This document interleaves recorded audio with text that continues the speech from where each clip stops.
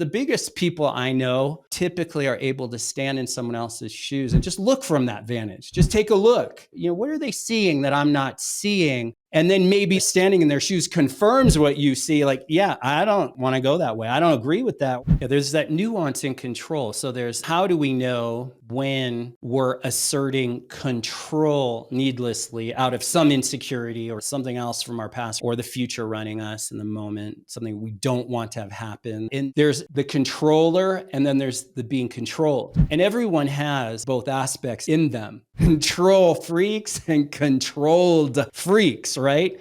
Are you being controlled or are you the controller? And the only place to distinguish that from is right in the middle, in the center of truth. And that requires a level of awareness to be able to say, well, wait, where am I operating from now? Is it out of some kind of control or am I being controlled? If two people cannot kind of see eye to eye enough, where there's just an alignment to something bigger, there's my truth, there's your truth, and there's the objective truth. But it's just like looking at it and being able to see, maybe if I really look at the whole picture, probably not a great idea. I think what you choose determines what matters most to you. Where you're coming from leaves people with a choice. If you're coming from love and concern in the bigger sense of it, even teenagers that are rebelling, they know where you're coming from.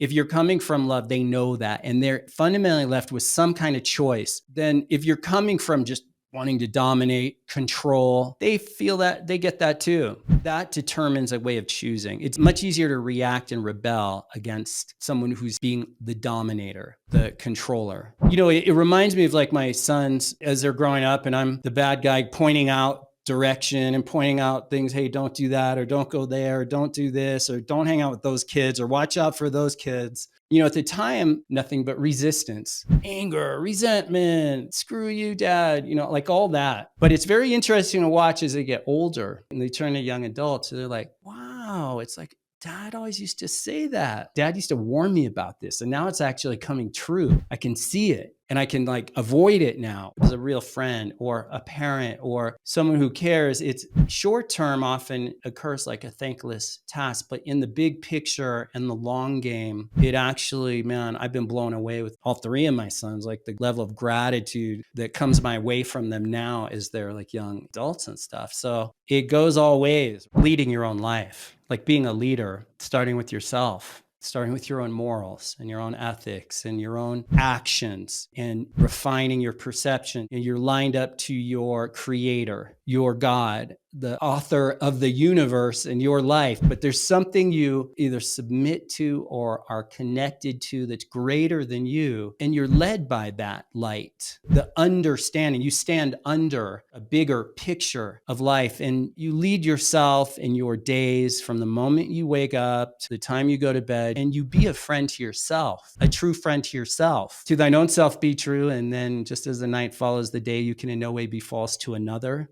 That's integrity from self to life, and you be a friend to self, and then you be friend to another, and you lead another. It's given kind of who you are. If you're really leading your life, you're not just like a leaf in the wind or a bottle being tossed in the sea, helpless, woe with me, but you're actually leading life. You can't help but have a way of being a leader with others because it's just how your view, it's just how life shows up for you, taking the highest step at each step.